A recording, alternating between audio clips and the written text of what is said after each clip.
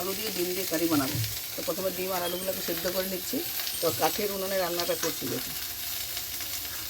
তো আপনারা এই রান্না তো সবাই জানেন, কিন্তু এই কাঠের উনানের রান্নাটা এর স্বাদই আলাদা। তো আমার মেয়ে বললো কাঠের উনানে রান্না খাবো, তাই রান্নাটা করছি কাঠের উনানে। ডিম আলু সেদ্ধ করতে দিয়েছি, এর মধ্যে দিয়ে দিচ্ছি লবণ। লবণ দিলে তাড়াতাড়ি ডিমের খোসাগুলো ছেড়ে যাবে। ডিম আলুটা সেদ্ধ হয়ে গেছে, নামিয়ে নিচ্ছি। প্রথমে খোসা সহ আলুটাকে আমি ভেজে নিচ্ছি। আলুগুলো ভাজা হয়ে গেছে, তুলে নিচ্ছি। একটু হলুদ দিয়ে দিচ্ছি, অল্প করে ভেজে তুলে নিয়েছি। মশলাপত্র নিয়ে বসে পড়েছি। ফোড়নে দিচ্ছি দুটো তেজপাতা, একটা শুকনো লঙ্কা, একটা জিরে।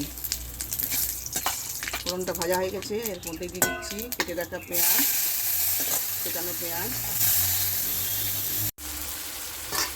টমেটো ভেজে নেওয়ার পর দিচ্ছি আদা, রসুন আর একটা টমেটো। আদা রসুন কষিয়ে নিয়ে এর মধ্যে দিয়ে দিচ্ছি জিরের গুঁড়ো আর দিচ্ছি হলুদের গুঁড়ো। এটাকে একটু ভালো করে কষিয়ে নেব। মশলাটা কষানো হয়ে গেছে, এর মধ্যে দিয়ে দিচ্ছি জল।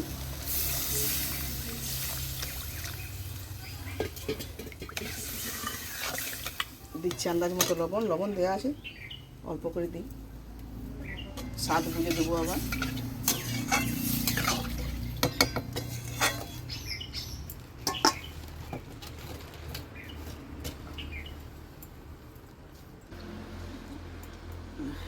উঠেছে, ডিম আর আলু ভেজে রেখেছিলাম, দিয়ে দিলাম।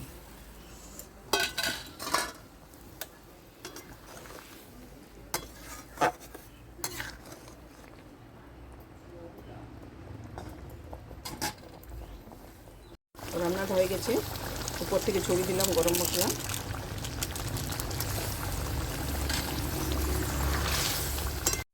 তো রান্নাটা হয়ে গেছে, নামিয়ে নিয়েছি।